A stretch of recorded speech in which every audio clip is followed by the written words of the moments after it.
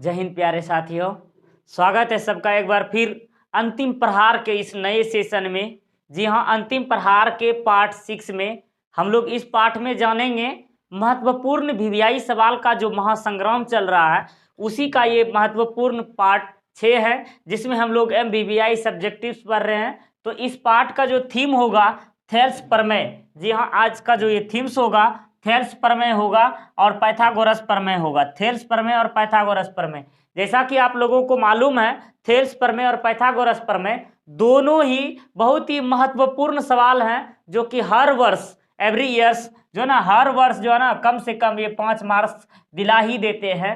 तो इन चारों सवाल, ये जो आपका प्रमेय है, इसको हम लोग जानेंगे स्टेप बाय स्टेप और ट्रिक्स के मेथड से कि किस प्रकार से हम लोग इसको हल करेंगे ताकि हमारा 5 मार्क्स परीक्षा में आ जाए। तो हम लोग चलते हैं इसके पार्ट 6 में। तो चलिए आप लोग तैयार हो जाएं, फटाक से हम लोग चलेंगे थेल्स प्रमेय और पाइथागोरस प्रमेय के बीच में। लेट्स स्टार्ट अंतिम प्रहार पार्ट 6।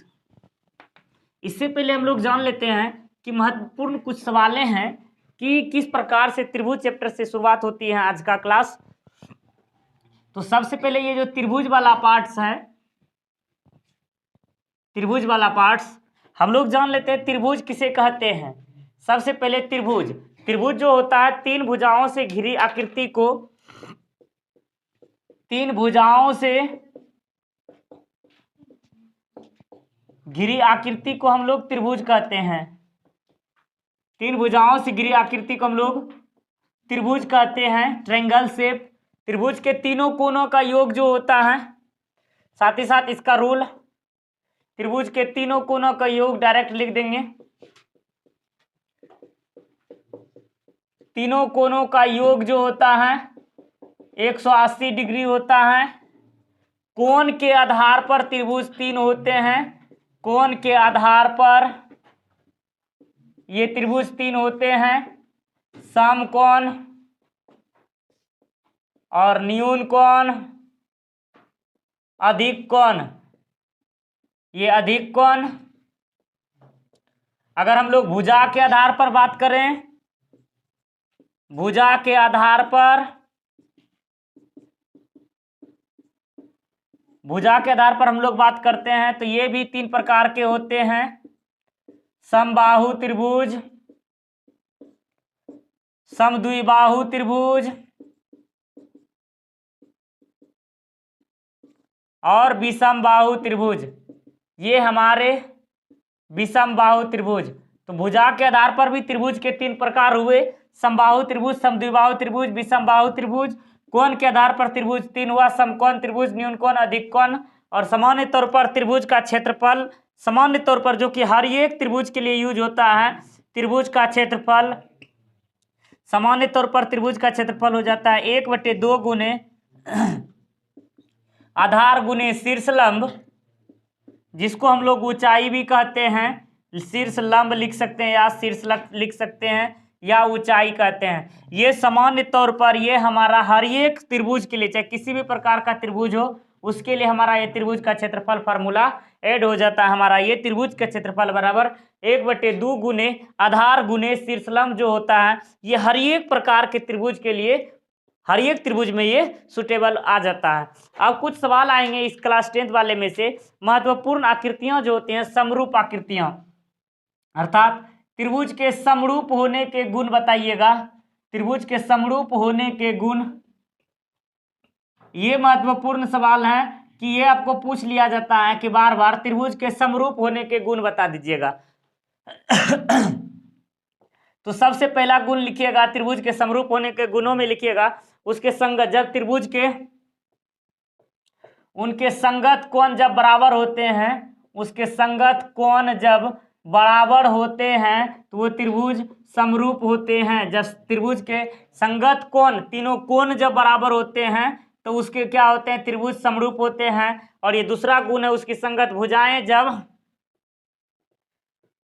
उनकी संगत भुजाएं जब, उसकी संगत भुजाएं जब एक ही अनुपात में होती है, एक ही अनुपात में होती है, उसकी संगत भुजाएं जब एक ही अनुपात में होती हैं तो त्रिभुज क्या होती हैं, समरूप होते हैं। तो त्रिभुज के समरूप होने का गुण जो होता है बेटा, इसको ध्यान से लिख लीजिएगा कि ध्यान पूर्वक इसको देखना और समझ लेना है। त्रिभुज के समरूप होने के गुण क्या होते हैं।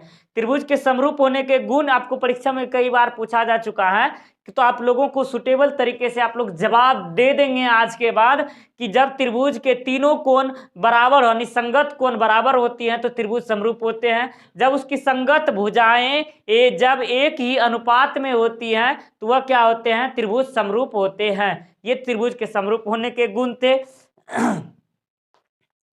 तो ये था हमारा त्रिभुज के समरूप होने के गुण। तो हम लोग चलेंगे थेल्स प्रमेय की ओर, और तब तक आप लोग इसको लिखिए। हम लोग चलेंगे थेल्स प्रमेय के पहले प्रमेय की ओर, थ्योरम्स की ओर। लिख लिए आप लोग, इसको लिख लिए। चलिए हम लोग चलते हैं इसके थेल्स प्रमेय की ओर। लिख लिए है ना आप लोग, चलिए बहुत अच्छी बात है, गुड, वेरी गुड, लिखे ना। उसको लिखिए, उधर नहीं मिटा रहे हैं, यहां तक ठीक।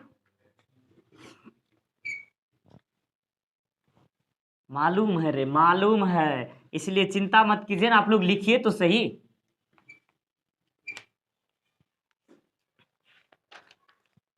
थेल्स प्रमेय देखिएगा, प्रमेय 6.1 एनसीईआरटी से आता है। प्रमेय 6.1 थेल्स का सीधा, अर्थात थेल्स का सीधा प्रमेय क्या कहता है, इसको जरा सुनिएगा। यदि किसी, बहुत अच्छे तरीके से कहता है, यदि किसी त्रिभुज की एक भुजा के समांतर, यदि किसी त्रिभुज की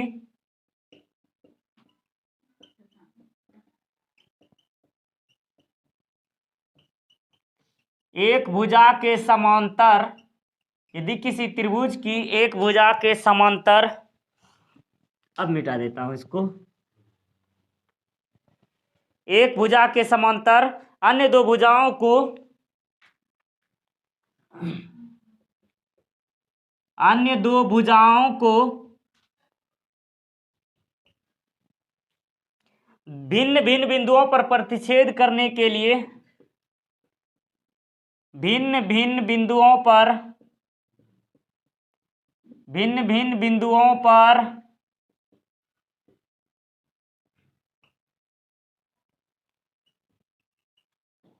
प्रतिच्छेद करने के लिए, भिन्न भिन्न बिंदुओं पर प्रतिच्छेद करने के लिए एक रेखा खींची जाए तो, एक रेखा खींची जाए तो, एक रेखा खींची जाए तो अन्य दो भुजाएं, तो यह अन्य दो भुजाओं को, अन्य दो भुजाओं को एक ही अनुपात में, अन्य दो भुजाओं को एक ही अनुपात में विभाजित करती है, एक ही अनुपात में विभाजित करती है। यह आपको प्रूव करना है कि यहां देखिएगा, यदि किसी त्रिभुज में एक त्रिभुज, यदि किसी त्रिभुज है कि एक भुजा के समांतर अन्य दो भुजाओं को भिन्न भिन्न समांतर अन्य दो भुजाओं को भिन्न भिन्न बिंदुओं पर प्रतिच्छेद करने के लिए एक रेखा खींची जाए तो यह अन्य दो भुजाओं को एक ही अनुपात में विभाजित कर देती हैं। आपको यह ध्यान में बिठा लेना है बेटा कि किस प्रकार, दोनों सवाल एक ही टाइप का आएगा लेकिन कुछ ना कुछ थोड़ा सा अंतर होगा, इसलिए आपको दिमाग में बिठा लेना कि ये सीधा है या इसका विलोम है। आप कंफ्यूजन में सीधा को विलोम में ना बना दीजिएगा, विलोम को सीधा में ना बना दीजिएगा। जरा इस पर हम लोग फोकस करें। यदि किसी त्रिभुज की एक भुजा, सबसे पहले बात आता हमारा त्रिभुज का, तो चलते हम लोग त्रिभुज का यूज करते हैं, बनाते हैं त्रिभुज को। पहले हम लोग सॉल्व में लिख देते हैं। हम लोग इस प्रकार से इसके त्रिभुज को बनाएंगे।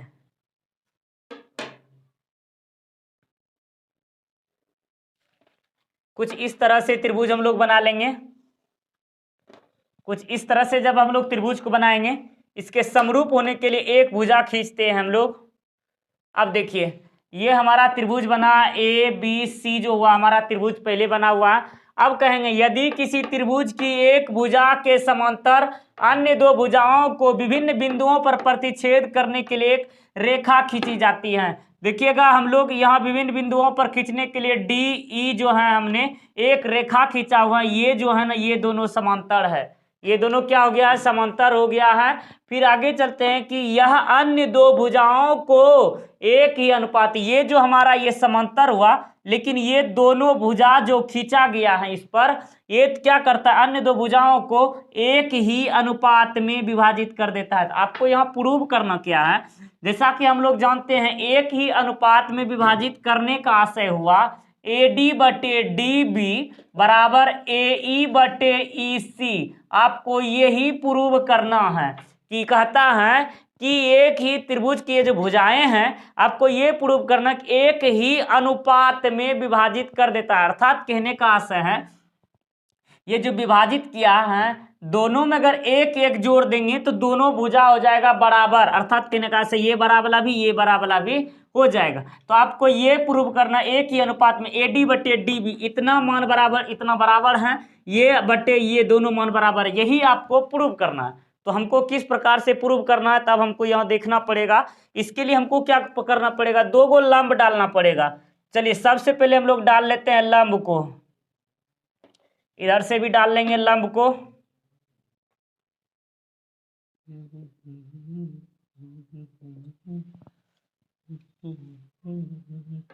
फिर हम लोग इसको भी मिला ही लेते हैं, तब उसके बाद हम लोग लिख कर समझा देंगे आपको कि कहाँ क्या किया मैंने।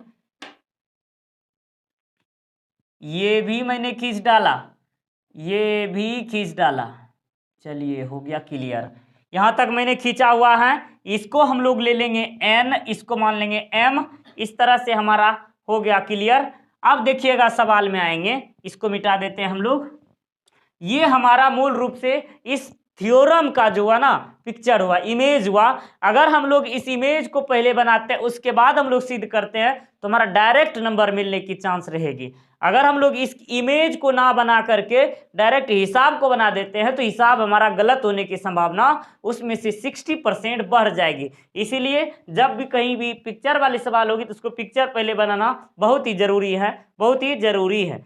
चलिए अब चलते हैं हम लोग थ्योरम में से उपपत्ति में दिया हुआ है, दिया है क्या दिया है। अब इसकी ओर हम लोग बढ़ते हैं। हमें एक त्रिभुज एबीसी दिया है। सबसे पहले हमें एक त्रिभुज एबीसी दिया हुआ है, हमें एक त्रिभुज एबीसी दिया है और साथ ही साथ कहता है जिसमें भुजा बीसी के समांतर, जिसमें भुजा बीसी के समांतर एक भुजा डीई खींचा है। ए डीई क्या क्या है, मतलब कि भुजा डी यानी कहते हैं दो भुजाओं समांतर खींची गई एक रेखा अन्य दो भुजाओं समांतर एक भुजा, कहते हैं कि बीसी के समांतर एक अन्य भुजाएं, एक अन्य भुजाएं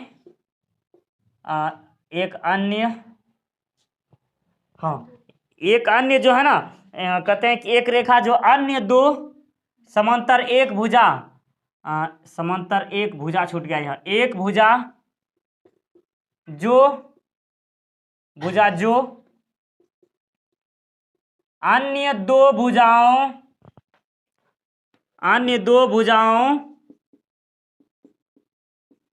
ए बी और ए सी को बिंदु डी और ई पर विभाजित करती है, अर्थात प्रतिच्छेद करती है। अब हम लोगों ने यहाँ लिखा हुआ है कि हमें एक त्रिभुज दिया है जिसमें भुजा बीसी के समांतर एक भुजा खींचा है जो अन्य दो भुजाओं ए बी को और ए सी को बिंदु डी और ई पर प्रतिच्छेद करती हैं। यहाँ तक दिया हुआ है प्रतिच्छेद करते हैं, यहाँ तक क्लियर है। फिर हमको लिखना है यहाँ बाबू सिद्ध करना है, क्या करना है, सिद्ध करना है कि ए डी बटे डी बी बराबर AE बटे EC, हमको ये प्रूव करना है। ठीक है, फिर रचना में करेंगे हम लोग, यहाँ लिखना पड़ेगा स्टेप बाय स्टेप। देखिएगा हम लोग रचना करेंगे, रचना करने के लिए करेंगे B और E, लिखिएगा B और E, D और E यानी C और D, C और D, C और D, फिर EN लंब AB, EN लंब AB, या तो लिखेंगे EN लंब EN लंब हो गया आपका AB, तथा DM लंब AB यानी AC डाला। ये हम लोगों का रचना किया, मैंने जो जो किया यहाँ उतार देना फटाक से। तो B को E से मिला दिया, B को हमने E से मिला दिया, फिर C को D से मिला दिया, फिर EN लंब AB, E को EN डाल दिया मैंने। यहाँ लंब किस पर डाला हुआ, बेस देख लीजिएगा, AB पर डाले हैं। फिर DM लंब AC, DM लंब AC, AC पर डाल दिया, इसको DM लंब AC पर डाल दिया है। फिर आगे चलेंगे हम लोग प्रमाण में, प्रमाण देखेंगे, प्रमाण में क्या कहना है इनका, दिख रहा है यहां तक, जरा देख लीजिएगा, नहीं तो आप जूम आउट कम कीजिए तो इसको पूरा बोर्ड दिखने लगेगा। प्रमाण में आएंगे त्रिभुज ADE का क्षेत्रफल। अब आएंगे हम लोग इसमें से, जूम आउट को कम कर दीजिए, इसमें रोकिए उसको। अब प्रमाण में चलेंगे हम लोग प्रूव की ओर। त्रिभुज ADE की बात करेंगे हम लोग, सिर्फ इतना सा में। अब इसको मैं खींचूंगा, इसको देख लीजिएगा बेटा सवाल में, त्रिभुज ADE का क्षेत्रफल बात करते हैं। त्रिभुज ADE का क्षेत्रफल, या तो डायरेक्ट दीजिएगा एरिया त्रिभुज ADE बराबर, एरिया त्रिभुज ADE बराबर डायरेक्ट हम लोग लिखेंगे, या तो एरिया त्रिभुज ADE और एरिया त्रिभुज तथा एरिया त्रिभुज DBC में, अर्थात DBE में, एरिया त्रिभुज DBE में, DBE हम लोग इस त्रिभुज की तुलना इस वाले त्रिभुज से करेंगे। आप लोग रेकॉर्डिंग में रहने देना इसको। ये त्रिभुज और ये त्रिभुज दोनों को समरूप करेंगे, तो यहां करने के बाद हो जाता है एरिया त्रिभुज ADE तथा एरिया त्रिभुज DBE में, तो क्या हो जाएगा एरिया, इसलिए एरिया त्रिभुज ADE क्षेत्रफल अब बटे क्षेत्रफल तो DBE, तो क्या होता है, जैसा कि हम लोगों को मालूम है 1/2 गुने आधार यहाँ किस पर डालाया हुआ है, AD पर, और फिर गुने शीर्ष लंब, 1/2 गुना आधार गुना शीर्ष लंब, क्या हो जा रहा है EN बटे, फिर आ जाइएगा बात वही 1/2 गुने इसका बेस देखिएगा, दोनों का बेस सेम टू सेम है, तो क्या हो जाएगा DM AD बटे DB हो जाएगा। फिर यहाँ शीर्ष लंब तो एक ही है, जब दोनों त्रिभुज समरूप ले रहे हैं, इसका लंब एक ही लेंगे ऊपर वाला EN। इस तरह से हमारा मान निकलता है, ये भी कट जाएगा, नहीं सॉरी ये नहीं कटेगा, ये कट जाएगा, ये भी कट जाएगा, AD बटे DB, AD बटे DB, ये हमारा समीकरण फर्स्ट निकला हुआ है। AD बटे DB, ये वाला AD बटे DB एक भाग का तो कम हो चुका है। अब हम लोग दूसरे भाग की ओर चलेंगे, तब तक इसको आप लोग उतारिए जल्दी से, जरा जहां जिसको प्रॉब्लम है बताएंगे कि कहां से क्या हुआ, बताएंगे कि कहां क्या प्रॉब्लम है, वो आपको बताना है। यहां से एक बार मैं फिर से इसको समझा देता हूं आपको।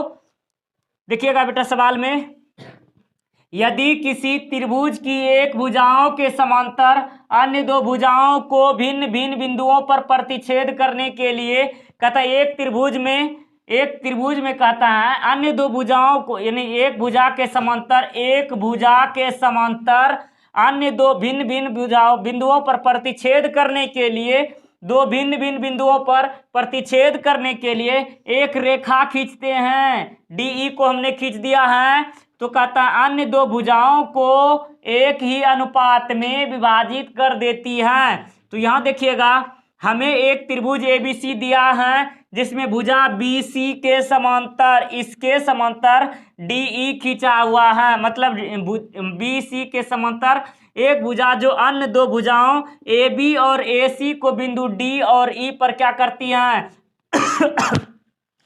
प्रतिच्छेद करती हैं। सिद्ध करना है कि ए डी बटे डी बी, अनुपात करने का मतलब ए डी बटे डी बी और ए ई बटे ई सी हो गया। फिर चलते हैं रचना में। अब देखिए रचना हमने क्या किया है, इतना जो गीज गाज किए हुए हैं इसको देखिएगा। बी को ई से मिलाया सबसे पहले, सी को डी से मिला दिया, फिर ई एन लंब ए बी खींच लिया, ई एन लंब जो है ए बी खींचा है, फिर डी एम लंब ए सी खींचा, डी एम लंब ए सी पर खींचा। फिर आगे लेकर चलेंगे प्रमाण में। देखिएगा बेटा सवाल में एरिया त्रिभुज A D E, A D E, A D E, ये वाला जो त्रिभुज ऊपर वाला है ये त्रिभुज के समरूप में कर देंगे हम लोग।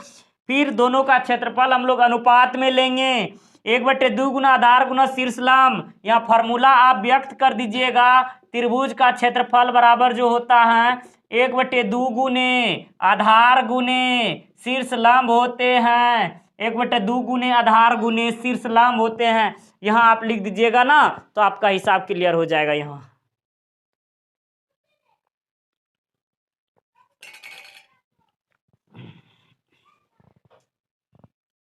यहाँ तक लिख लिए हैं, यहाँ तक समझ में आई। अब हम लोग चलेंगे दूसरी तरफ हम लोग जब ध्यान देंगे। चलिए अच्छी बात है।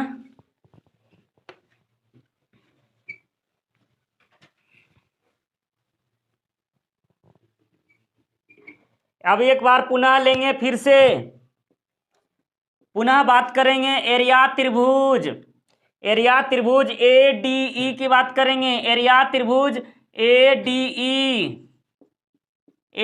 ई की बात करेंगे तथा एरिया त्रिभुज इस बार इससे भाग करेंगे हम लोग, इस वाले में से डी ई सी वाले बात करेंगे। इधर से अगली बार ले रहे हैं तो इधर से भाग करेंगे। देखिएगा इस वाले भुजाओं का मान हमने कर चुका है, इस वाले भुजाओं का मान क्या कर चुके हैं हम लोग। अब इधर से आएंगे तो त्रिभुज ए डी ई को ही रहने देना है, इसके समरूप इस बार मैंने इस वाले त्रिभुज को मान लिया है। क्या माने हैं, डी ई सी। ये जो त्रिभुज बन रहा है ये वाला, ये त्रिभुज जो बन रहा है हमारा, ये त्रिभुज ऊपर वाले त्रिभुज के बराबर हो गया हमारा।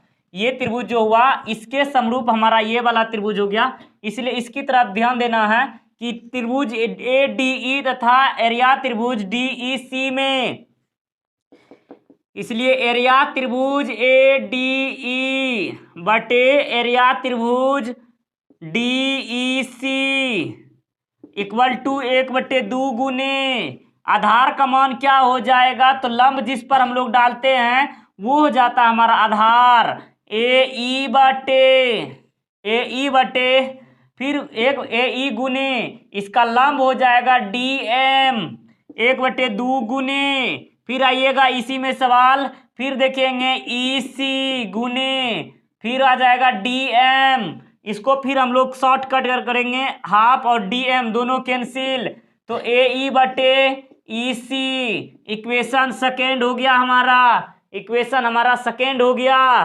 फिर आगे चलेंगे इसमें से फाइनल डिसीजन जब हम लोग लिखेंगे, फाइनल में अतः लिखिएगा, अतः लिखेंगे त्रिभुज डी बी ई, त्रिभुज डी बी ई तथा त्रिभुज डी बी ई तथा त्रिभुज डी ई सी एक ही आधार डी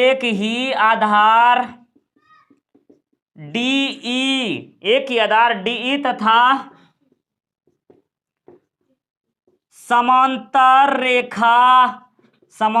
रेखाएं, एक ही आधार तथा समांतर रेखाखंड समांतर रेखाखंड बी सी के, समांतर रेखाखंड बी सी और BC और DE के मध्य में, DE के मध्य में स्थित है, मध्य में स्थित है। अब देखना बेटा कि सवाल यहाँ पकड़ने वाली बात आ गई कि त्रिभुज DBE हमने तो लिया हुआ था ये वाला त्रिभुज, त्रिभुज DBE और त्रिभुज DEC, दोनों का मेन पॉइंट देखिए, ये दोनों क्या है, समांतर भुजाएं हैं और इन्हीं दोनों के बीच में स्थित है। तो जब ये दोनों समांतर हैं तो इसके बीच में बनने वाला जितना भी त्रिभुज होगा सब क्या हो जाएगा, समरूप हो जाएगा, अर्थात बराबर हो जाएगा। तो यहां दिया हुआ है, कहते हैं कि यहाँ एक ही आधार रेखाखंड और डी के मध्य बीच में स्थित बने त्रिभुज है, बने त्रिभुज है। यहाँ इसलिए डायरेक्ट लिख दीजिएगा त्रिभुज DBE, त्रिभुज DBE, त्रिभुज DBE बराबर त्रिभुज DEC, त्रिभुज DBE बराबर त्रिभुज DEC। इक्वेशन थर्ड हो गया, समीकरण 3 हो गया, 1 2 3। अब लिखेंगे समीकरण फर्स्ट तथा सेकेंड, समीकरण फर्स्ट सेकेंड तथा थर्ड से, समीकरण फर्स्ट सेकेंड तथा 3 से, अरे थर्ड से ज्ञात होता है कि AD बटे DE बराबर AE बटे EC, ये हमारा हो गया प्रूव्ड। देख लीजिएगा, पहले हमने क्या निकाला हुआ था, AD बटे DB एक में, दूसरे में निकाला AE बटे EC और तीसरे में क्या निकाल दिया, दोनों त्रिभुज क्या हो जाते हैं, बराबर हो जाते हैं। तो इसलिए दोनों भुजा भी क्या हो जाएगा, बराबर हो जाएगा। इस तरह से हमारा थेल्स प्रमेय सिद्ध हो गया। मजा आ गया, थेल्स प्रमेय हमारा इस तरह से सिद्ध हो गया। इस ट्रिक्स के माध्यम से अगर हम लोग बनाएंगे तो इस तरह से हमारा ये थेल्स जो होगा ना, थेल्स पूर्णतः क्लियर हो जाएगा। थेल्स प्रमेय का जो सीधा था, अर्थात थेल्स का जो सीधा आपका ये बन गया थेल्स। अब बताएंगे आप लोगों को किसी प्रकार की प्रॉब्लम है, किसी को कोई दिक्कत है इसमें बताना है, किसी को कोई दिक्कत है तो आप में से अगर किसी को दिक्कत है जरूर बताएं, ताकि मैं आपकी समस्याओं का समाधान कर सकूं, ताकि जो है ना आप परीक्षा में 5 अंक अच्छे तरीके से आप लोग प्राप्त कर सकें। लिखल हो गया। चलिए हम लोग चलते हैं इसके थेल्स प्रमेय के विलोम की ओर चलते हैं, थेल्स प्रमेय के विलोम की ओर। ये तो हमारा सीधा था, तो अब हम लोग इसको विलोम को देखते हैं, विलोम क्या कहना चाहता है, विलोम की ओर एक बार नजर डालते हैं।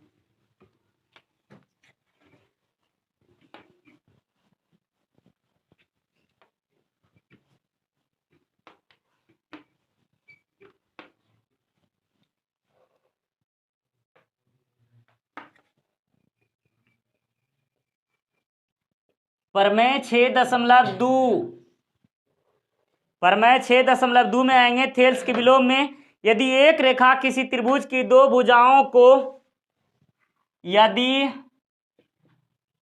एक रेखा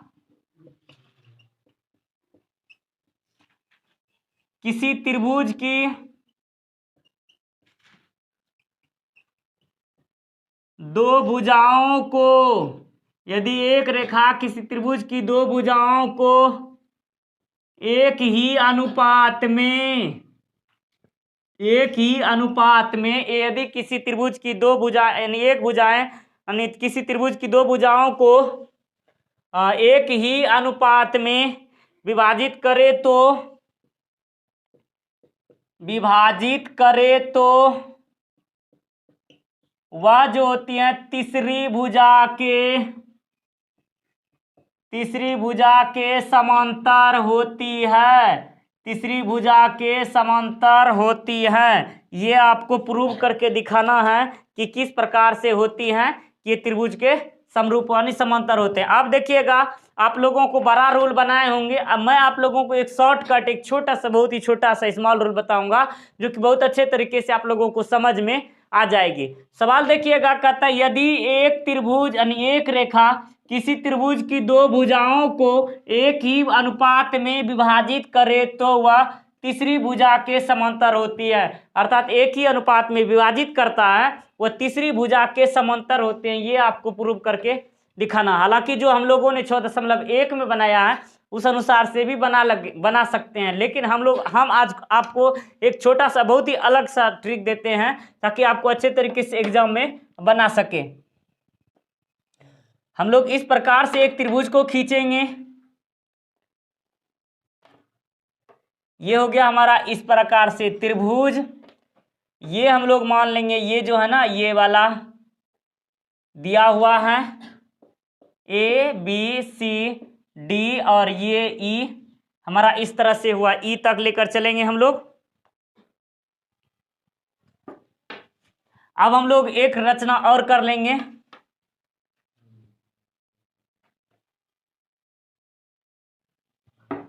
ये एफ की ओर लेकर चलेंगे। तो हम लोग इस तरह से देखिएगा कि यदि एक रेखा है, ये रेखा है, ये समांतर खींचा गया, ये आपका ये समांतर खींचा गया है, लेकिन आपको यही प्रूव करना है कि कहता है कि वह तीसरी भुजा मतलब दो को विभाजित कर रहा है, एक ही अनुपात में विभाजित कर रहा है, लेकिन आपको ये इस बार प्रूव करना हुआ तो हमारा दिया हुआ था ये क्या है, ये दोनों समांतर था, लेकिन यही तो आपको यहाँ प्रूव करना है। क्या प्रूव करना है भाई? डी ई समांतर बी सी। आपको यही प्रूव करना है कि डी ई समांतर बी सी दिया है, यही तो आपको प्रूव करना है कि ये दोनों भुजा समांतर हैं। इसके लिए ही तो सारा झंझट मामला फंसा हुआ है, इसीलिए हम इसको ही सॉल्व करेंगे सबसे पहले। तो चलते हैं इसके हम लोग इसके सॉल्व में चलेंगे।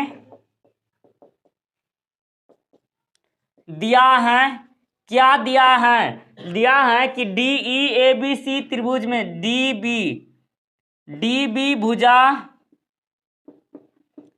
त्रिभुज ए बी सी में, त्रिभुज ए बी सी की भुजाओं यानी त्रिभुज डी बी जो है कहता है कि डी बी यानी डी ई लिखेंगे, डी ई भुजा जो है त्रिभुज ए बी सी की भुजाओं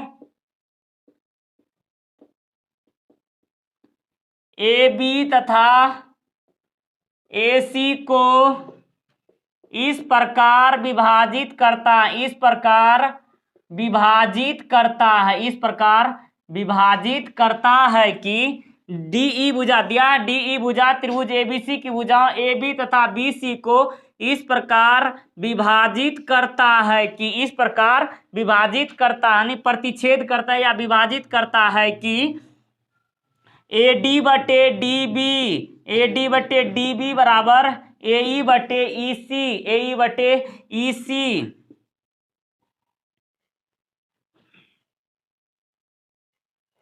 तो यहां आपको दिया हुआ है कि इस प्रकार विभाजित करते ए डी बटे डी बी बराबर ए ई बटे ई सी हो जाएगा।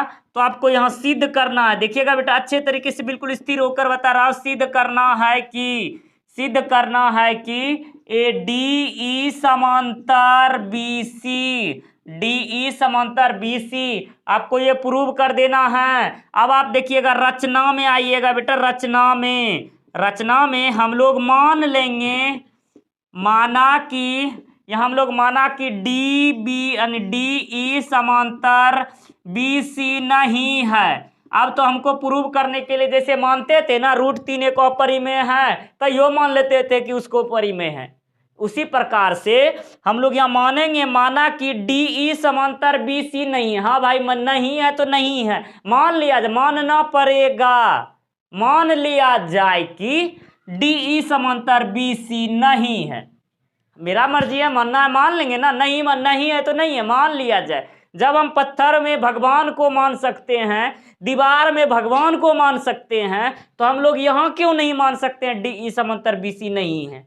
अब देखते हैं, भगवान को पूजने के लिए हम जानते हैं पत्थर की बनी है, लेकिन उसमें आस्था है तब मान लेते हैं उसी दुर्गा माँ है, ये भगवती माँ वगैरह वगैरह जो भी होता है, जो भी बाबा और माँ होता है उसको मानने से होता है। ठीक उसी प्रकार से हम लोग यहाँ मान लेंगे डी ई समांतर बी सी नहीं है, मान लिए। फिर कहते हैं तब उसे डी से बी सी के समांतर है, तब डी से यानी क्या लिखेंगे हम लोग, डी से बिंदु यानी डी से लिखिए, तब बिंदु डी से बी ई के बी सी के समांतर एक रेखा एक रेखा डी एफ खींचा। हमारी मर्जी है कि खींच लिए तो खींच लिए, लेकिन है तुमको पुराना है ना, हमको प्रूव करके देना है। यहाँ लिखना माना कि डी समांतर बी सी नहीं है, तब बिंदु डी से बी सी के समांतर एक रेखा हमने डी एफ खींच दिया, फिर डी एफ को मिलाया। डी एफ को क्या कर दिया? मिलाया तथा एफ बिंदु जो होता है, कहते हैं कि जो ए सी को तथा जो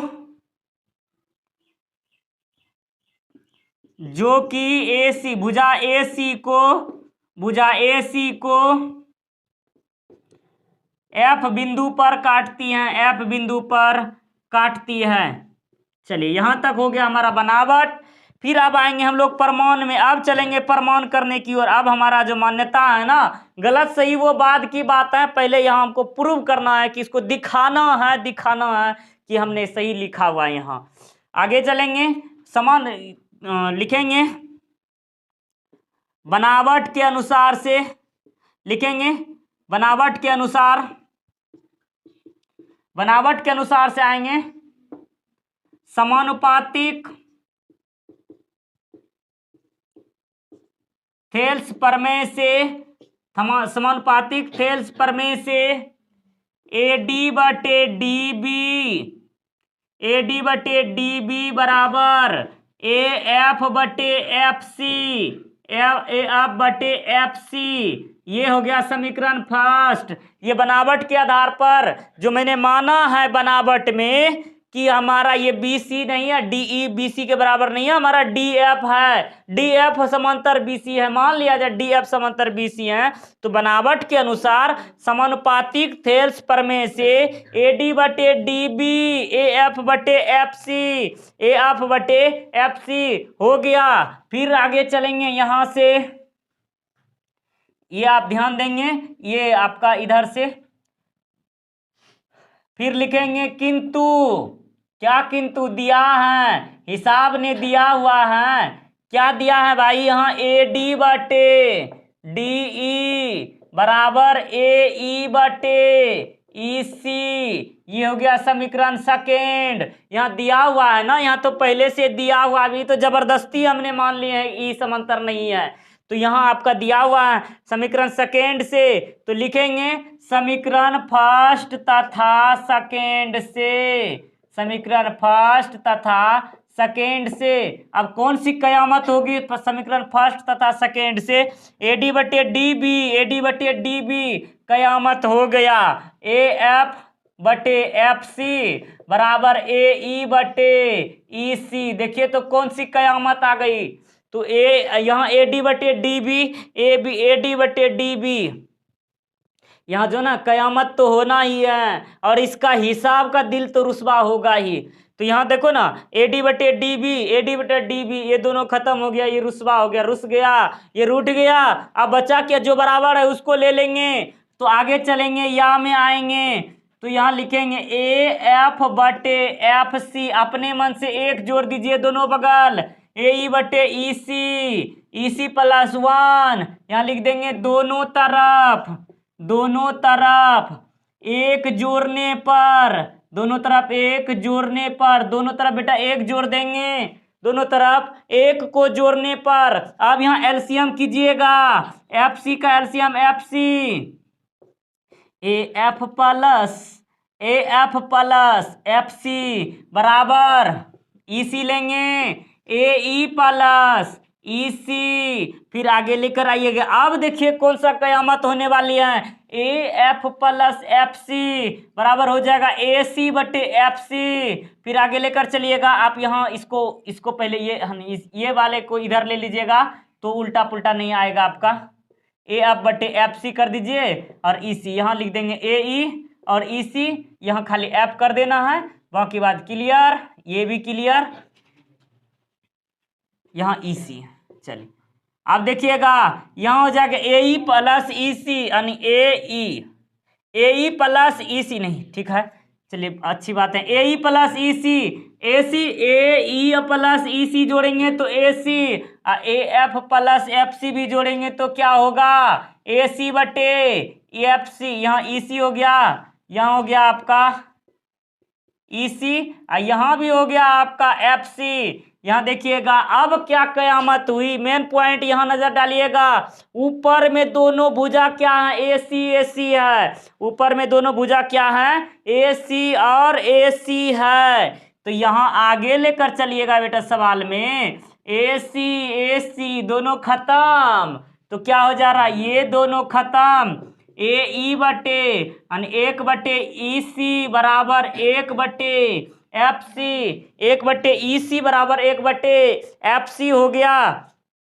तो यहां लिखिएगा, इसलिए जब ऊपर वाला बराबर है तो निचलो बराबर न हो जाएगा, ई सी बराबर एफ सी, ई सी बराबर एफ सी। अब आते हैं, यहां तक तो हो गया है, अब यहां हो गया, अब हो ही गया तो कौन सा कयामत हो गया है, ये नहीं मानेगा, ये एग्जामिनर नहीं मानेगा। हाँ हो गया तो क्या हो गया, अब आपको और कुछ दिखाना होगा, उसको और प्रदर्शित करना होगा, प्रदर्शन धरना करना होगा कि हमारा सवाल सही है। इसलिए आप इसको और लिखेंगे, थोड़ा सा 2 लाइन और लिखेंगे तो मान जाएगा वो, मान जाएगा वो।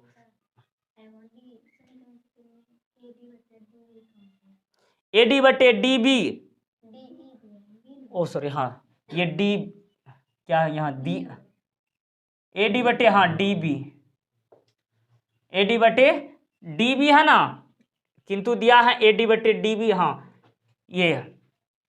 तो एडी बटे डी बी ये दोनों कैंसिल हो गया था, तो वहाँ बाय मिस्टेक से हुआ था, तो यहाँ लिखेंगे। यहाँ तक आप लोगों ने लिखा, यहाँ तक समझ में आया? किसी को कोई प्रॉब्लम है तो पूछ लेना, ये मौका फिर बार बार नहीं मिलता है। तो यहाँ देख लेंगे इस सवाल को, किसी को कोई प्रॉब्लम है इसमें, किसी को प्रॉब्लम है तो आप बताएंगे, जरा बता भी तो यार, किसी को प्रॉब्लम है तो।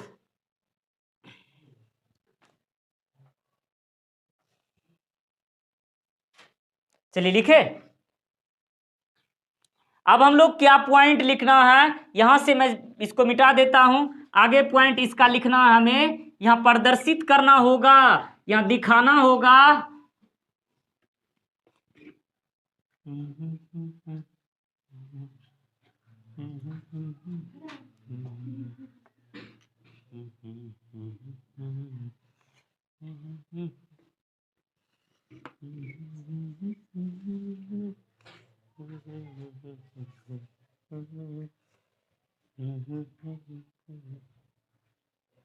तो यहां देखिएगा ई सी बराबर एफ सी, यहां लिखिएगा चूंकि, अब इसके बाद यहां से आगे लिखिएगा चूंकि यह तभी संभव हो सकता है, यह तभी संभव हो सकता है, कब, जबकि जब बिंदु ई, जो बिंदु जो है ना, बिंदु ई एफ पर स्थित होता है, बिंदु ई तथा एफ एक ही रेखा पर स्थित होता है, और इसलिए लिखिएगा, इसलिए डी एफ तथा डीई, डी एफ तथा डीई एक ही, डी एफ तथा डीई एक ही रेखा है, अर्थात एक ही समान रेखा है, अर्थात दोनों समान रेखा है, किंतु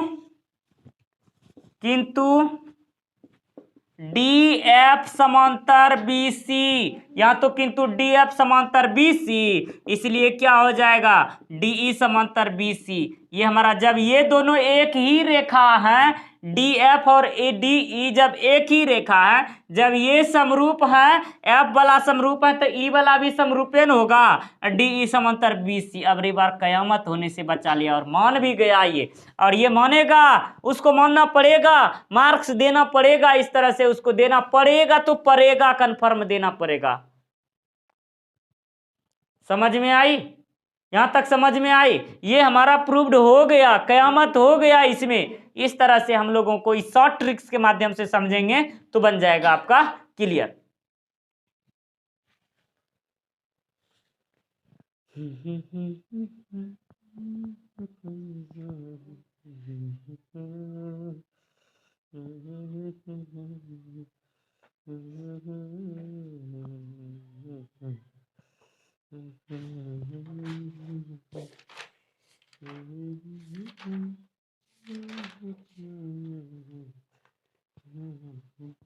अब हम लोग चलेंगे पाइथागोरस की ओर।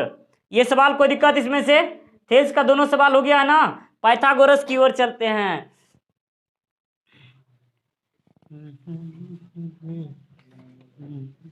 NCERT book 6.8।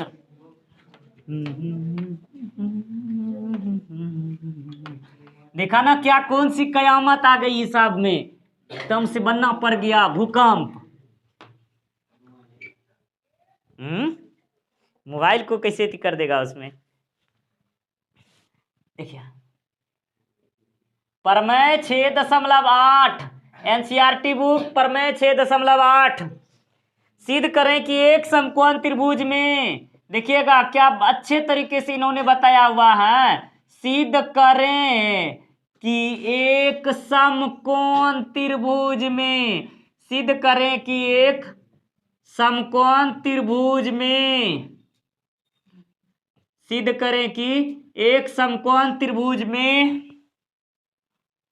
कर्ण का वर्ग, कितना अच्छा तरीका से बताया है, कर्ण का वर्ग अन्य दो भुजाओं, अन्य दो भुजाओं के वर्गों, अन्य दो भुजाओं के वर्गों के योग के बराबर होती है, योग के बराबर होती है। ये आपको प्रूव करना है कि सिद्ध करें कि एक समकोण त्रिभुज में कर्ण का वर्ग अन्य दो भुजाओं के वर्गों के योग के बराबर होती है, वर्गों के योग के बराबर होती है। जैसा कि हम लोगों ने पढ़ रहे थे, पाइथागोरस प्रमेय क्या कहता है, इसमें लिख देते थे तुरंत। पाइथागोरस प्रमेय कहता था कि कर्ण का स्क्वायर बराबर क्या होता है, लंब का स्क्वायर प्लस आधार का स्क्वायर होता है। पाइथागोरस प्रमेय क्या कहता था, कर्ण स्क्वायर बराबर लंब स्क्वायर प्लस आधार स्क्वायर, ये होता था। कर्ण स्क्वायर बराबर लंब स्क्वायर प्लस आधार स्क्वायर। अब यही तो हमको यहाँ प्रूव कर दिखाना है कि कैसे होता है। तो चलिए डाउट क्लियर कर देते हैं कैसे होता है। आज सारी समस्याओं को समाप्त कर देते हैं कि किस प्रकार से ये होता है। पाइथागोरस प्रमेय क्यों कहता है कर्ण स्क्वायर बराबर लंब स्क्वायर प्लस आधार स्क्वायर। इससे पहले हम लोग समकोण का कुछ डिटेल्स जान लेते हैं। ये होता है समकोण, ये हुआ हमारा जमीन, जमीन पर मैंने यहाँ कब्जा कर लिया, खुट्टा गाड़ दिया, एगो खुट्टा दीवार खड़ा कर दिया, और यहाँ से खुट्टा पर चढ़ने के लिए हमने सीढ़ी लगा दिया। ये हमारा दीवार, ये हमारा जमीन। जब दीवार को कहाँ खड़ा करेंगे, जमीन पर। अरे यही तो हो गया बेस, बेस मन आधार। जहां हम लोग खुट्टा गाड़ेंगे, कभी देखे हैं छतों पर खुट्टा गाड़ेंगे तो वो बेस में ही गाड़ेंगे, और सीधा खड़ा होगा तो ये हो गया हमारा बेस, B4 बेस आएंगे। ये जो हमारा जो ये लंब हुआ ना, ये समकोण बन गया। और याद रखिएगा दीवार कभी टेढ़ा नहीं होता है। अब राजमिस्त्री को ले लीजिएगा, तनियो सा दीवार टेढ़ा अगर हो गया, कोई इंजीनियर आएगा कैसा कहेगा, कैसन भक्चो नर मिस्त्री है जो ना दीवार टेढ़े जोड़ने, कैसे मिस्त्री बन गया, कोई टेढ़ नहीं चलेगा, इस तरह से कह देगा। इसीलिए दीवार को सही सही बनाइएगा तो अब आपका वैल्यू बढ़ेगा। समकोण त्रिभुज में टेढ़ा नहीं होता है बेटा, याद रखिएगा। ये दीवार हमेशा टाइट रखना है। तो ये दीवार जो हुआ हमारा, ये थीटा का वैल्यू होता है। यहाँ अगर थीटा का वैल्यू रखते हैं तो थीटा के जो सामने में बनता है, इसके आमने सामने की जो सम्मुख भुजा होती है वो हमारा परपेंडिकुलर हो जाता है, परपेंडिकुलर अर्थात लंब हो जाता है। याद रखिएगा, जहां का वैल्यू थीटा का वैल्यू निकालने बोलेगा, एक समकोण है तो दो गो न्यून कोण होगा। समकोण त्रिभुज का किसे कहते हैं? जिस त्रिभुज में एक कोण समकोण, बाकी बात जो है ना, दोनों भुजाएं यानी दोनों कोण जो होते हैं न्यून कोण होती है। थीटा का वैल्यू जहां दिया रहेगा, यहां भी दिया रह सकता है, यहां भी दिया है, ये तो समकोण ही रहेगा, दोनों में कंप्रोमाइजेशन हो सकता है। यहां से दिया है, इसकी सम्मुख भुजाएं क्या हो जाएगी? परपेंडिकुलर हो जाएगी। ये हो गया हमारा लंब। और जो हमने ये सीढ़ी बनाए हैं, ये समकोण वाला जो कोण है, इसके सम्मुख भुजा जो होगा ये हो जाएगा हमारा हाइपोटेनस। ये क्या हो जाएगा? हाइपोटेनस, अर्थात ये हो जाएगा हमारा कर्ण, ये हो जाएगा हमारा कर्ण। अब एक तो सवाल यहाँ आ गया, तो इसमें जो होगा, इसमें जो हम लोग फॉर्मूला वाला चलते हैं वो 8वें चैप्टर में हम लोग बताएंगे इसका और डिटेल से। सबसे पहले हम लोग जान लेते हैं, ये जो आरे तिरछे वाला होता है वो हमारा कर्ण हो जाता है, और ये हमारा जो बेस पर डाला गया खुट्टा होता है ये हमारा लंब हो जाता है, और जिस पर हम लोग खुट्टे या दीवार को लगाते हैं वह हमारा बेस हो जाता है, अर्थात आधार। ये जो होता है ये दोनों बराबर हो सकते हैं, लंब और आधार बराबर हो सकते हैं, लेकिन ये जो होता है अल्टीमेट होता है, ये दोनों के बराबर सामान्य रूप में कभी नहीं होंगे, बराबर होंगे जब इसका स्क्वायर, इन दोनों के स्क्वायर को जोड़ेंगे तो ये बराबर हो जाएंगे। यही तो आपको प्रूव करना। अब हमें उम्मीद है आप लोगों को ये समझ में आ गया होगा, ये पाइथागोरस प्रमेय वाला ये जो समकोण त्रिभुज है ये अच्छे तरीके से समझ में आ गया होगा। तो हम लोग चलते हैं आगे सवाल में। अब इसका जो कहना है इसको हम लोग देखते हैं। अब इसके लिए सबसे पहले हमको एक समकोण त्रिभुज बनाना होगा। अब यहाँ एक समकोण त्रिभुज बना देंगे, समकोण त्रिभुज। ये हो गया हमारा समकोण त्रिभुज, ये हो गया हमारा समकोण त्रिभुज। ये हो गया ए, ये हो गया बी, ये हो गया सी, ये हो गया हमारा समकोण त्रिभुज। इसके समरूप हमने एगो लंब डाल देंगे सिर पर इसके, ये हो गया हमारा लंब डाल दिया ना, तो लंब डाल दिए। ये हो गया हमारा डी, ये लंब हमने डाल दिया डी, एक डी डाल दिया। अब लिखिएगा प्रमाण से।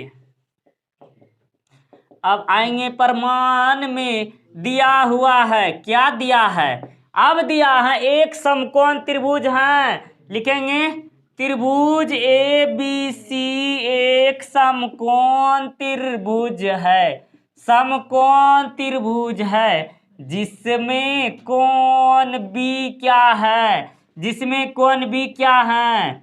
समकोण है। जिसमें कोण बी क्या है? समकोण है। कोण बी का मान क्या है? समकोण है। तो सिद्ध करना है, सिद्ध करना है। क्या लिखेंगे? सिद्ध करना है कि हंसते गाते हुए जो ना हिसाब को सॉल्व कर लेना है। ए सी स्क्वायर बराबर A B square plus B C square, ये तो आपको प्रूव करना है। कर्ण स्क्वायर बराबर लंब स्क्वायर जोड़ आधार स्क्वायर, कर्ण स्क्वायर बराबर लंब स्क्वायर जोड़ आधार स्क्वायर। पुर गया यहाँ। अब रचना करेंगे, रचना भी तो करना नहीं छोड़ना है। तो क्या लिखेंगे? बिंदु बी से, बिंदु बी से बी डी लंब,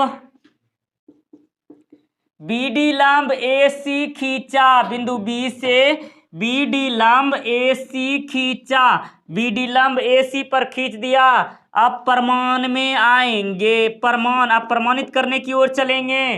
त्रिभुज ए बी डी, त्रिभुज ए बी डी तथा त्रिभुज ए बी डी तथा त्रिभुज ए बी सी में, त्रिभुज ए बी डी तथा त्रिभुज ए बी सी में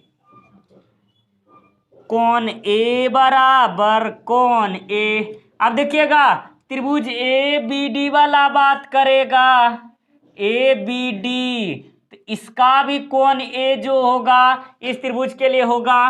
त्रिभुज ए बी सी के लिए भी बात करेंगे, वो भी न्यून कोण ही होगा। तो यहां जब करेंगे, जब यहां हमारा ई वाले में छोटका वाला त्रिभुज लेंगे तो समकोण हमारा यहां बनेगा, छोटा वाला त्रिभुज लेंगे तो समकोण कहाँ बनेगा, ये वाला। बड़ा वाला लेंगे तो समकोण कहाँ बनेगा, ये वाला। तो यहां हो जाएगा कोण ए बराबर कोण ए, ये क्या है, उभयनिष्ठ है। ये क्या है, उभयनिष्ठ। उभयनिष्ठ मतलब दोनों के लिए काम कर रहा है, उभयनिष्ठ हो गया ये।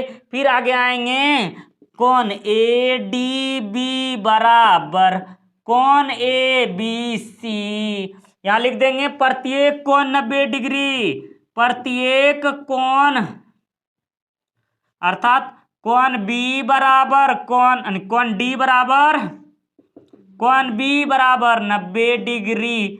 कोण बी और कोण डी का मान कितना हो गया, 90 डिग्री हो गया। इसलिए एंगल समरूपता से क्या लिखेंगे, एंगल समरूपता से, ये जो समरूप का है फिगर, एंगल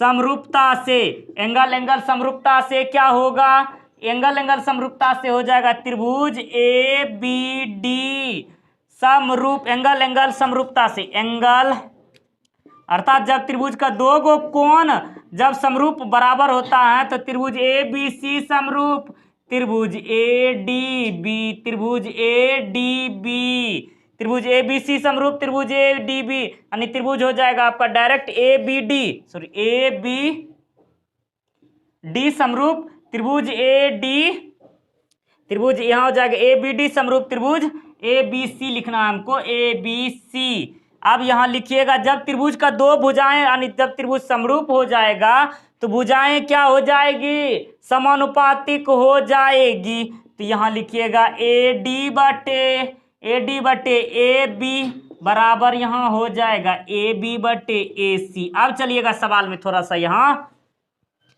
हम लोगों ने क्या पढ़ा था, त्रिभुज कैसे समरूप होगा, जब त्रिभुज की दो गो भुजा जब बराबर हो जाएगा ना वो त्रिभुज क्या हो जाएगा, समरूप हो जाएगा। देखिए कोण ये बराबर कोण ये, कोण डी बराबर कोण बी, दो गो कोण बराबर हो गया तो त्रिभुज क्या हो जाएगा, समरूप होगा। त्रिभुज क्या होगा, समरूप होगा। तो ए डी जो हुआ इसका लंब हुआ, ए डी क्या हुआ, लंब हुआ, लंब बटे लंब कर दिया, लंब बटे लंब, फिर कर देंगे आधार। अब यहां हो जाएगा, फिर इसका कीजिएगा कर्ण, इसका कर्ण आमने सामने वाला ये होगा, इसका कर्ण ये होगा, ए बी बटे ए सी, लंब बटे लंब बराबर कर्ण बटे कर्ण, लंब बटे लंब बराबर कर्ण बटे कर्ण। आगे लेकर आएंगे इस सवाल को, यहां अब लेकर आएंगे, देखिएगा ए बी गुने ए बी क्रॉस मल्टीप्लिकेशन जब कीजिएगा, ए डी गुने ए सी बराबर ए बी स्क्वायर, ये हो गया समीकरण फर्स्ट। पुनः आएंगे, अब पुनः त्रिभुज अब निचला वाले से बात करेंगे हम लोग, त्रिभुज बी डी सी और ए बी सी में पुनः त्रिभुज बी डी सी, त्रिभुज बी डी सी तथा त्रिभुज ए बी सी में, त्रिभुज बी डी सी तथा ए बी सी में। अब यहाँ भी जस्ट वही बात होगी, इसकी भी क्या हो जाएगी, ये हो जाएगा समकोण, इसके आमने सामने की भुजा कर्ण, फिर वही बात घूम फिर करके आइए वही गीत गाइए। कोण सी का मान हो गया, कोण सी बराबर कोण सी, ये क्या हो गया, उभयनिष्ठ, दोनों त्रिभुज के लिए काम कर रहा है कोण सी। ये छोटे वाले त्रिभुज के लिए भी काम कर रहा है और ये बड़े वाले त्रिभुज के लिए भी क्या काम कर रहा है भाई, तो न्यून कोण का काम कर रहा है। बड़े वाले त्रिभुज के लिए भी और छोटे वाले त्रिभुज के लिए भी ये क्या काम कर रहा है, न्यून कोण का काम कर रहा है। तो लिख दो ना, न्यून कोण का काम कर रहा है। फिर वही बात आगे लेकर चलेंगे, तथा कोण बी डी सी, कोण बी डी सी बराबर कोण बी डी सी बराबर कोण ए बी सी। यहाँ लिखिएगा कोण डी बराबर कोण बी बराबर कितना, 90 डिग्री, ये समकोण हो जाएगा। यहाँ लिखिएगा पुनः त्रिभुज, लिखिएगा एंगल या इसलिए एंगल एंगल एंगल एंगल समरूपता से लिखिएगा त्रिभुज बी डी सी समरूप त्रिभुज ए बी सी, इसलिए लिख दीजिएगा। अब यहाँ लिखेंगे फिर, अब यहाँ क्या लिए हैं, लंब बटे लंब, आधार कर्ण बटे कर्ण। अब बार यहाँ कर देंगे हम लोग, आधार बटे आधार, यहाँ क्या हो जाएगा, आधार बटे आधार, फिर यहाँ हो जाएगा कर्ण बटे कर्ण, कर्ण बटे कर्ण हो जाएगा, कर्ण बटे कर्ण। अब देखिएगा सवाल बेटा, यहाँ सवाल को समझना है कि यहाँ बी सी बटे ए सी यहाँ आएंगे। अब देखिए ये हमारा जो आधार हुआ बेस, लंब तो ले लिया, कर्ण दोनों में लेना है, ताकि कर्ण तो हम जानते हैं होगा ये ऐसा कुछ, लंब बटे लंब, इस बार लिया आधार बटे आधार। इसका बेस जब ये कर्ण हुआ, ये जब लंब ही हुआ तो यही ना आधार होगा, तो यहाँ हो गया आधार बटे कर्ण बटे कर्ण, आधार बटे आधार बराबर कर्ण बटे कर्ण।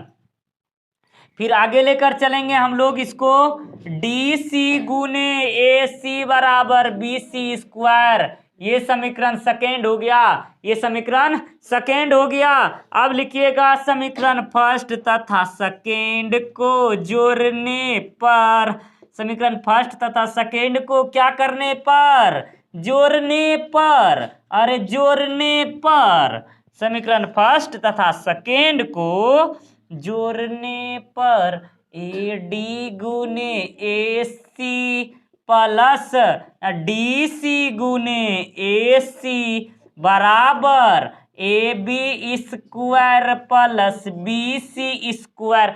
समीकरण फर्स्ट तथा सेकेंड को क्या कर दिए हैं, जोड़ दिए हैं, ए डी गुने ए सी प्लस डी सी गुने ए सी बराबर A B square plus B square, या कॉमन लेना बी सी स्क्वायर, तो यहाँ कॉमन लेना है ए सी, देखिए कॉमन दोनों में ए सी ले जाएंगे इसको, ये ए सी कॉमन लेंगे तो यहाँ क्या हो जाएगा, A D plus D C बराबर A B square plus B C square. अब देखिएगा सवाल में फिर से आते हैं, ए सी गुने A D plus D C, जरा इस पर नजर डालिएगा, एक लाठी है, दो टुकड़ों में बांट दिए हैं और दोनों टुकड़ों को जोड़ देंगे तो फिर क्या हो जाएगा, ये तो लाठी है ना हो जाएगा, ये हमारा लाठी, इसको दो टुकड़ों में विभाजित किया, एक टुकड़ा इतना सा और दूसरा टुकड़ा इतना सा, तो दोनों को जोड़ेंगे तो फिर क्या हो जाएगा, बरकेन बनेगा, इसको तोड़े हुए हैं बराबर ए सी हो जाएगा, A B square plus B C square, इसलिए ए सी स्क्वायर बराबर A B square plus B C square. हो गया क्लियर, हो गया, कयामत हो गया, कयामत हो गया, हाँ हिसाब कयामत होगी, कयामत तो हो गया।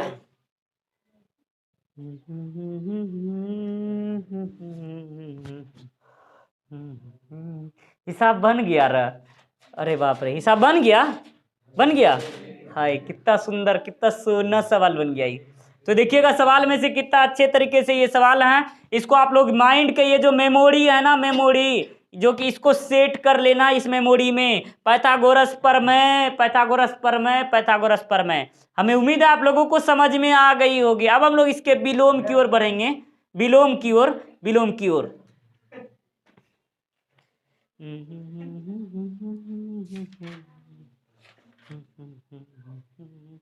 हो गया ना, लिख लिए ना, भेजा में घुसा ना, समझ में आई ना तुम सबको, अरे बाबा समझ में आई।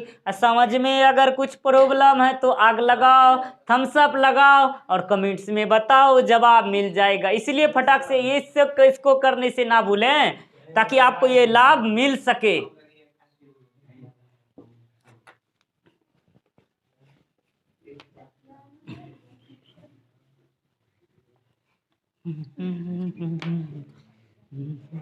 जब थम्स अप मिलता है ना और मजा आता है और इंटरेस्ट आता है पढ़ाने में, थम्स अप, इसलिए थम्स अप लगाना ना भूलें और कमेंट्स में अपनी समस्याओं को बताना ना भूलें, ताकि हमें महसूस हो, फील हो कि हम जो बता रहे हैं आपको समझ में आ रहा है। तो चलेंगे हम लोग पाइथागोरस प्रमेय के विलोम प्रमेय 6.9 6.9 में देखेंगे बाबू क्या कहना चाहता है। किसी त्रिभुज में यदि एक भुजा पर का वर्ग, किसी त्रिभुज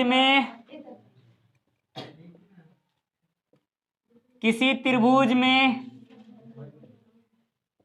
एक भुजा पर का वर्ग, ये क्लास बहुत इंपॉर्टेंट है 6 चैप्टर का, ये बहुत ही जरूरी है। किसी त्रिभुज में यदि एक भुजा पर का वर्ग अन्य दो भुजाओं पर के, अन्य दो भुजाओं पर के वर्गों के योग के बराबर होता है, वर्गों के योग के बराबर होता है, योग के बराबर होता है। देखिएगा कि यदि ज्ञात करना, यदि किस त्रिभुज में एक भुजा पर का वर्ग अन्य दो भुजाओं पर के वर्गों के योग के बराबर होता है तो पहली भुजा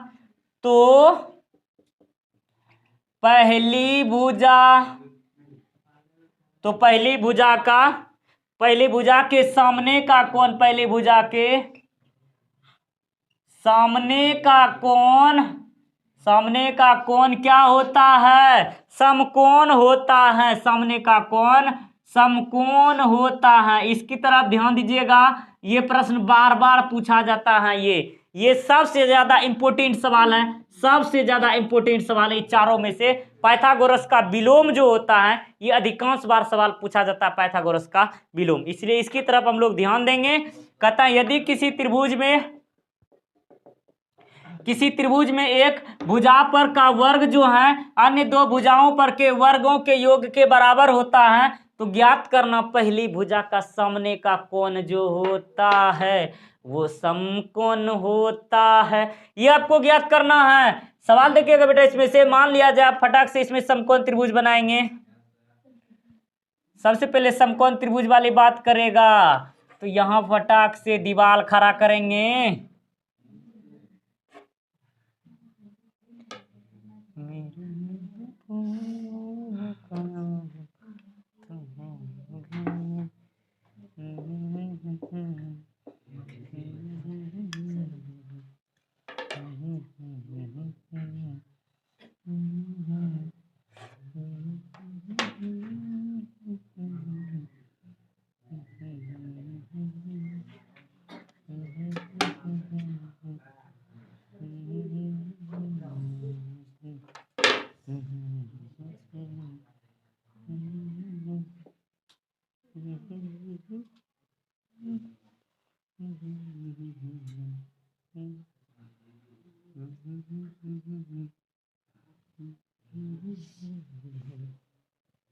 इसको आप लोग रेकॉर्डिंग में करना है। इसको जब हम लोग रचना करते हैं ना, जब रचना करेंगे तो अक्सर करके हम लोग इसको रेकॉर्डिंग में ही करना है। और याद रखिएगा, पिक्चर जितना भी इमेज बनाइएगा सवाल को सारा का सारा पेंसिल से ही बनाइएगा, पेंसिल से ही, पेंसिल का ही यूज करना है एग्जाम में। पेन से अगर इमेज को बनाते हैं, इमेज थोड़ा सा भी बाय मिस्टेक हुआ उसमें आपको सुधार करने की संभावना नहीं होगी, इसलिए हम लोग इसको जो बनाएंगे पेंसिल से। आप देखिएगा इस सवाल में क्या कहना चाहता है कि आपको ये ज्ञात करना है कि ये जो ज्ञात करना आपको कि ये कोण जो होता है, सम्मुख कोण जो होता है, ये समकोण होता है। यहां ज्ञात करेंगे, दिया है क्या दिया है? एबीसी एक त्रिभुज है, हमको ये समकोण त्रिभुज नहीं दिया हुआ है। दिया है एबीसी एक समकोण त्रिभुज, समकोण नहीं सॉरी खाली त्रिभुज है। दिया है एबीसी एक खाली त्रिभुज यानी त्रिभुज है। अगर समकोण दिया रहता है तब तो हमको प्रूव करने की जरूरत नहीं पड़ता, लेकिन ये हमको प्रूव करना है कोण बी का मान 90 है। तो कहता है दिया एबीसी त्रिभुज है जिसमें दिया है AC स्क्वायर बराबर AB square plus BC square, ये मान दिया हुआ है। फिर तो सिद्ध करना है, क्या लिखिएगा? लिख देना बेटा सवाल में, सिद्ध करना है। सिद्ध करना है कि क्या करना है कि कोण बी बराबर 90 डिग्री। यही तो प्रूव करना है, कोण बी का मान 90 डिग्री। हम रचना करेंगे, अब बार क्या करना, रचना। रचना में क्या करेंगे, रचना में एक अन्य त्रिभुज डी ई एफ खींचा, जिसमें कोण क्यू समकोण है। हमने यहां खींचा कि एक अन्य त्रिभुज पी क्यू आर खींचा, हमने डी ई एफ लिख देते। एक त्रिभुज, अन्य त्रिभुज पी क्यू आर खींचे, जिसमें कोण क्यू का मान क्या है, समकोण है, तथा हमने यहां लिखेंगे पी क्यू बराबर ए बी तथा और बी सी बराबर यानी पी क्यू यानी आर क्यू आर बराबर बी सी, क्यू आर बराबर बी सी, ये है दिया हुआ। अब आएंगे हम लोग प्रमाण में आएंगे। अब प्रमाण में त्रिभुज पी क्यू आर में, अब पी क्यू आर में क्या है, कोण क्यू बराबर 90 डिग्री। कोण क्यू का मान क्या है बेटा, यहाँ 90 डिग्री। त्रिभुज पी क्यू आर में चलेंगे इस वाले में, तो पी क्यू आर बराबर 90 डिग्री यहाँ दिया है। इसलिए पाइथागोरस प्रमेय से, हम लोग ऊपर में सिद्ध किए हुए थे, पाइथागोरस प्रमेय से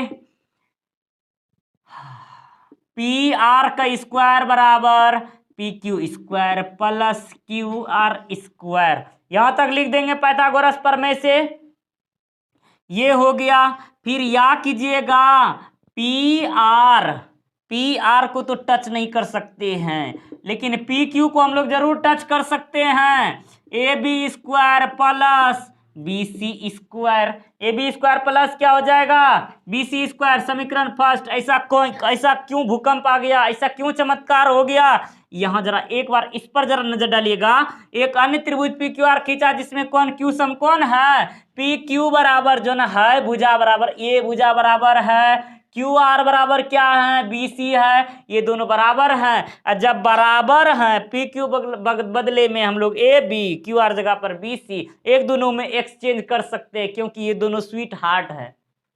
अर्थात ये दोनों जो है ना, हार्ट और बीट है ना, दोनों एक दूसरे से आदान प्रदान कर सकते हैं। तो यहां लिख देंगे, चूंकि पी क्यू बराबर ए बी तथा क्यू आर बराबर बी सी, हम मानने के अनुसार से दोनों एक ही थाली के चट्टे बट्टे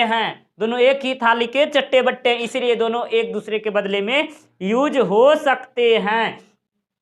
परंतु अब आएंगे, परंतु दिया है, क्या दिया है, अरे दिया न है, ए सी स्क्वायर बराबर दिया है A B square plus B C square, और यहां दिया है समीकरण सेकेंड हो गया, समीकरण फर्स्ट तथा सेकेंड से हो जाएगा। अब यहां लिख दीजिएगा फटाक से, समीकरण फर्स्ट तथा सेकेंड से ज्ञात हो गया।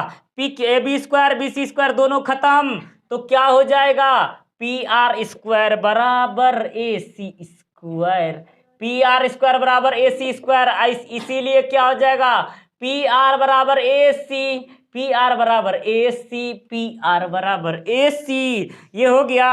अब आएंगे त्रिभुज ए बी सी तथा त्रिभुज पी क्यू आर में, त्रिभुज पी क्यू आर में ए बी सी तथा त्रिभुज पी क्यू आर में ए बी बराबर क्या हो गया, पी क्यू, और बी सी बराबर क्यू आर, बी सी बराबर क्या हो गया, क्यू आर। अब जब दूगो भुजा बराबर हो गया, आइयो हो लगलम बराबर न हो गया, ए सी बराबर क्या हो गया, पी आर। जब त्रिभुज का तीनों भुजा बराबर हो जाता है, यहाँ क्या लिखिएगा, ये बनावट से, ये कहां से बराबर हुआ, बनावट से, ये भी कहां से बराबर हुआ, बनावट से, ये भी बनावट से। और ये क्या हुआ, सिद्ध करने पर, सिद्ध करने पर। ये कहाँ से आया,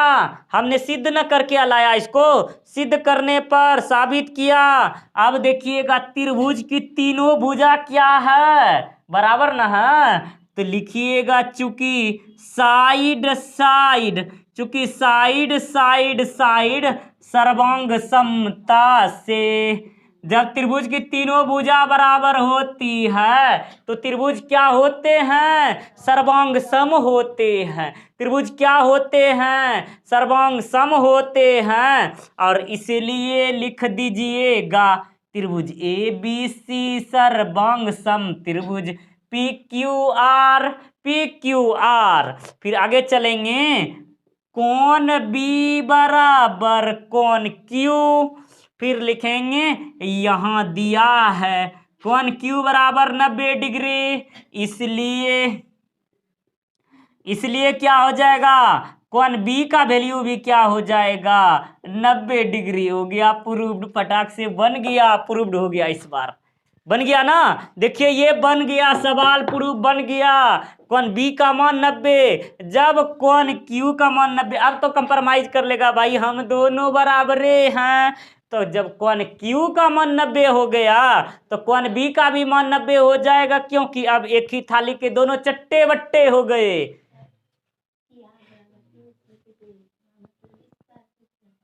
अगर ये बराबर स्क्वायर हैं, दोनों स्क्वायर ऊपर ऊपर कैंसिल, पी आर बराबर ए सी, स्क्वायर दोनों में कंप्रोमाइज कर लेगा, दोनों पट्टी मिल जाएगा, स्क्वायर घटा लेगा यानी छुपा लेगा दोनों का। यहाँ तक क्लियर, समझ में आई सवाल ये। अरे भेजा में घुसा, समझ में आई, समझ में आई। ये मेमोरी पावर थोड़ा सा बढ़ाओ ना, बूस्ट दो ना मेमोरी को, बूस्ट दो। तो थोड़ा सा इसको जो है ना ग्रोथ करो, बूस्ट पावर दो, हॉर्लिक्स पियो, और जो ना क्या क्या कहते हैं हॉर्लिक्स वगैरह वगैरह, अब जो ना इसको भरपूर पियो। बॉर्नवीटा, तो इसको हम लोग पियेंगे। अरे मम्मी पापा देगा ना तुमको, अभी कहाँ से आएगा, अभी तुम्हारा पेज पढ़ने का ना है। यहाँ तक क्लियर, समझ में आई, यहाँ तक समझ में आई सवाल।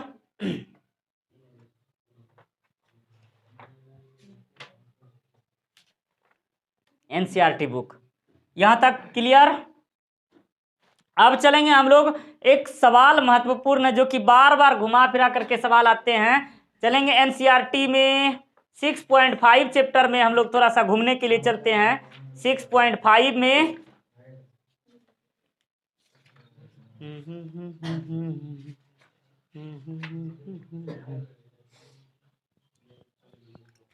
हो गया क्लियर। जरा आप लोग बता देना अपनी समस्याओं को। कहते हैं ना जो पढ़ने में, जो दुनिया में कहता है कि जो ना थोड़ा सा बोलता है ना वो कुछ पल के लिए बेवकूफ और मूर्ख होता है। कहते हैं जो दुनिया में बोलता है ना बहुत ज्यादा, वो कुछ पल के लिए मूर्ख बनता है, लेकिन जो नहीं बोलता है ना वो जिंदगी भर के लिए मूर्खे रहता है, वो जिंदगी भर के लिए मूर्ख होता है। तो चलिए हम लोग इस सवाल से देखते हैं। और एक सवाल बहुत ही ज्यादा इंपॉर्टेंट है, ए बी सी एक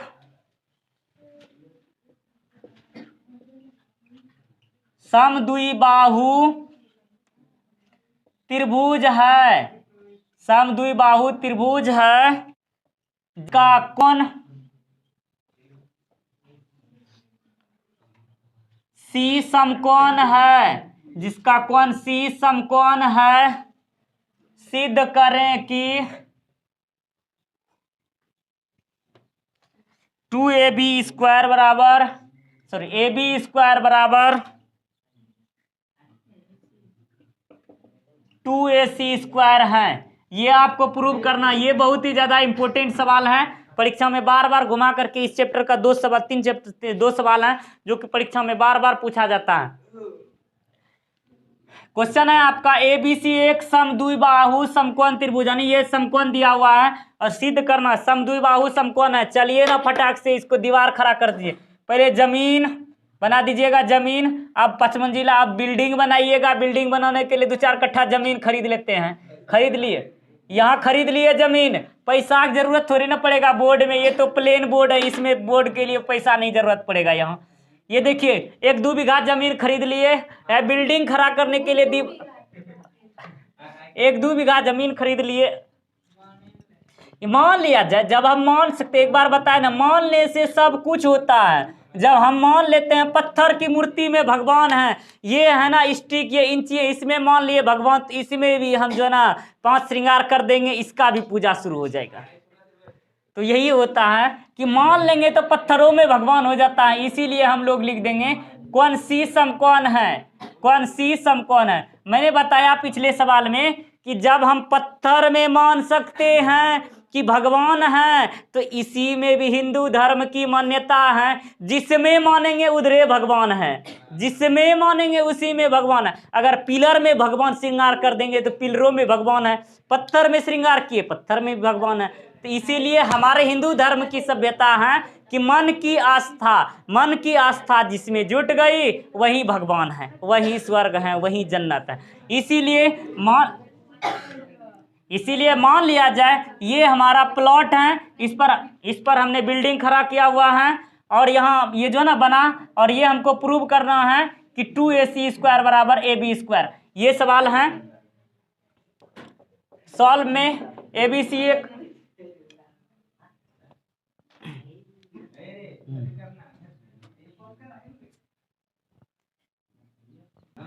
ये छठा चैप्टर का मेन सवाल है ना रे बाबा, ये सवाल ऑन कर दिया। तो कहते हैं कि ABC एक समद्विबाहु त्रिभुज है जिसका कोण C समकोण है, सिद्ध करें कि AB² + AC²। दिया है, कोई बात नहीं है, चलिए दिया है ABC एक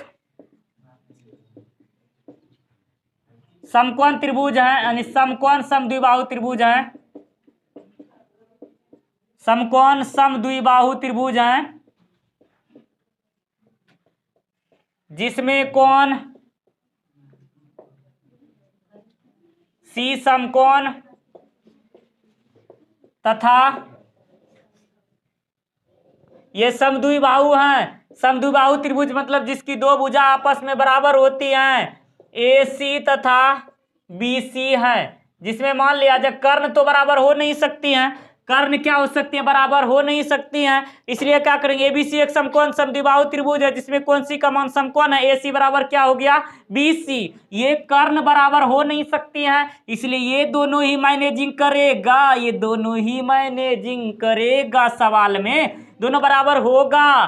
तो इस स्थिति में करना क्या है, सवाल को थोड़ा सा देखना है, इसमें रचना उचना कुछ नहीं करना है, डायरेक्ट आना है, सिद्ध करना है। क्या करना है, सिद्ध करना है कि AB² बराबर 2AC²। ये आपको प्रूव करना है, डायरेक्ट चलेंगे प्रमाण में, रचना की ओर नहीं दिया है। त्रिभुज ABC में किससे, पाइथागोरस प्रमेय से, पाइथागोरस प्रमेय से, किससे, पाइथागोरस प्रमेय से चलेंगे हम लोग, पाइथागोरस प्रमेय से। देखना बेटा सवाल में कहता है पाइथागोरस प्रमेय से AB² बराबर AC² प्लस BC², AB² बराबर AC² प्लस BC² हो जाएगा। इसके अनुसार से चलिएगा तो बहुत कुछ हो जाएगा। AB² बराबर AC² प्लस BC का वैल्यू जो दिया हुआ है AC लगाएंगे, क्योंकि यहाँ दिया है BC बराबर AC या AC बराबर BC, चूंकि AC बराबर BC, तो यहाँ हो जाएगा AB² बराबर, डायरेक्ट लिख दीजिएगा, इसलिए 2AC²। ये हो गया हमारा प्रूव्ड, डायरेक्ट हो गया क्लियर। एक शॉर्ट और हॉट ट्रिक्स के माध्यम से ये डायरेक्ट हमारा सवाल क्लियर हो गया। परमाणु त्रिभुज ABC में ये डायरेक्ट क्लियर। सवाल समझ में आई? ये छोटा सा शॉर्ट और बहुत ही हॉट ट्रिक है, इतना हॉट है ना कि परीक्षा में भी मानने से इसको स्वीकार कर लेता है फटाक से। अभी तो हॉट का और मॉडल का जमाना, इसलिए मॉडल सवाल ज्यादा पूछता है।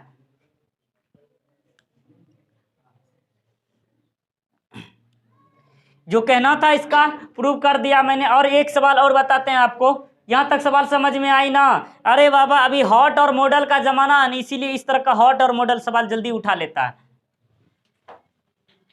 डिजिटल युग में ये सब होता है। एक और सवाल, और एक धमाकेदार हॉट सवाल, शॉर्ट और हॉट दोनों है। जो कि एग्जाम जो ना बार बार जो ना पूछता ही है। एक समबाहु त्रिभुज है, एक समबाहु त्रिभुज है। हाँ, एक समबाहु त्रिभुज ए बी सी की भुजा 2a है, उसके प्रत्येक शीर्ष लंब, उसके प्रत्येक शीर्ष लंब की लंबाई ज्ञात करें, लंबाई ज्ञात करें। अब देखना सवाल क्या मस्त सवाल, एकदम शॉर्ट और हॉट दोनों होगा। ये कहते हैं एक समबाहु त्रिभुज ए बी सी है, समबाहु अर्थात इसमें दीवार खड़ा नहीं करना, तीनों भुजा बराबर करना है। जिसकी भुजा 2a है, उसकी प्रत्येक शीर्ष लंब की लंबाई ज्ञात कीजिए। त्रिभुज को बनाने के लिए पहले क्या कर देंगे, प्लॉट खरीदेंगे, है या जमीन खरीद लिया है, या हम जो ना अब यहां से हमने समबाहु त्रिभुज की ओर लिख, थोड़ा सा बाय मिस्टेक हो सकता है। यहाँ आप लोग पाराकार से बनाइएगा ना तो मजा आ जाएगा त्रिभुज बनाने में। इसको शॉर्ट करते हैं। और समबाहु त्रिभुज की तीनों भुजा बराबर होना चाहिए। आप पराकार से कैसे खींचेंगे आपको पता होना चाहिए। पराकार से यहां जितना मान लीजिएगा, पराकार जो होगा आपका डिवाइडर टाइप का, वो जिसमें पेंसिल फंसाते हैं, तो उसको यहां से माप लीजिएगा। एक साइड कॉर्नर से इधर से काटेंगे, फिर इधर से काटेंगे, दोनों भुजाओं को मिला देंगे तो समबाहु त्रिभुज बन जाएगा। अब कहता है इसमें शीर्ष लंब डाला गया है, इसमें क्या डाला गया है, शीर्ष लंब। इसमें शीर्ष लंब डाल दिए हैं, डाल दिया मैंने शीर्ष लंब। ये ए बी सी, ये हो गया डी। इस समबाहु त्रिभुज की भुजा 2a, जब दो ये हैं तो दोनों बगल 2a 2a, ये तो टोटल हो गया 2a। अब इसी पर सवाल थोड़ा सा इसको घुमाना फिराना है। इसको जो है ना जहां भी नगोछिया भागलपुर इसको घुमाना, इसको घुमा देना, इसको बाजार घुमाना। इधर देखिएगा एक समबाहु त्रिभुज एबीसी की भुजा 2a है, उसकी एक 2a है, जिसकी प्रत्येक भुजा शीर्ष लंब की लंबाई ज्ञात करें। उसके शीर्ष लंब की लंबाई ज्ञात करें। दिया है ए बी सी एक समबाहु त्रिभुज है, समबाहु त्रिभुज है जिसकी प्रत्येक भुजा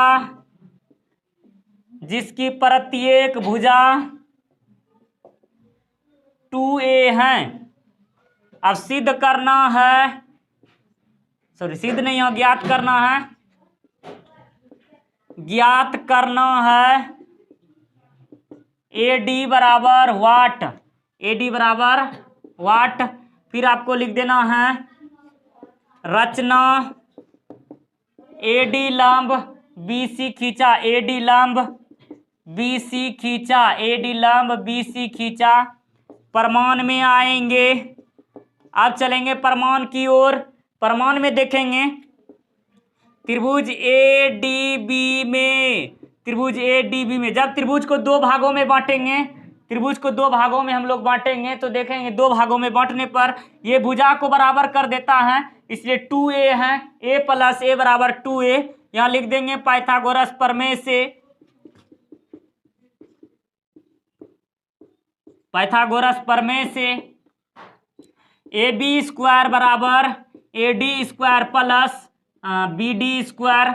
आगे लेकर चलिएगा, AB का वैल्यू देखिएगा बेटा सवाल में दिया है, AB का वैल्यू 2a का स्क्वायर बराबर AD का वैल्यू कुछ नहीं दिया हुआ है।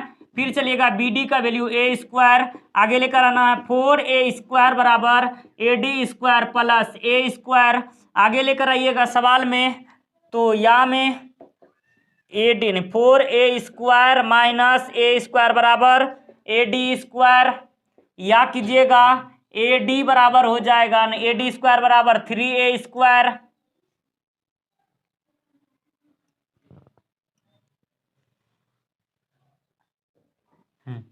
या फिर कीजिएगा AD बराबर हो जाएगा √3a स्क्वायर।